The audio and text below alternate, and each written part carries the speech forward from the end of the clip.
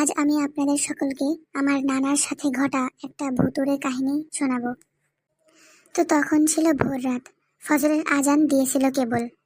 আমার নানা বাড়ি থেকে অজু করে বেরিয়েছিলেন নামাজের উদ্দেশ্যে। নানাকে মসজিদে যাওয়ার সময় একটা লম্বা তালগাছ পার করতে হতো প্রতিদিন। শোনা যেত ওইখানে নাকি জিনের উপদ্রব আছে। আমার নানা ছিলেন খুবই সাহসী একজন মানুষ।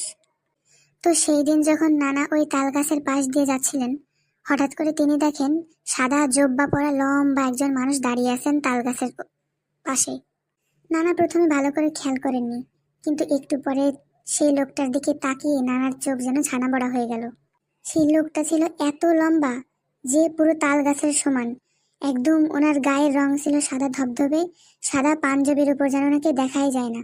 এত লম্বা ছিল উনি যে ওনার মাথায় দেখা যাচ্ছিল না। নানা তখন দোয়া ইউনুস পড়তে পড়তে এবং নিজের শরীর ঝাড়তে ঝাড়তে দ্রুত সেখান থেকে বেরিয়ে আসেন। তো ওই ঘটনা যখন বাড়িতে এসে নানা সবাইকে জানালেন, সবাই তখন আল্লাহর কাছে শুকরিয়া আদায় করে বললেন, যাক, আজকে আমার নানার কিছু হয়নি।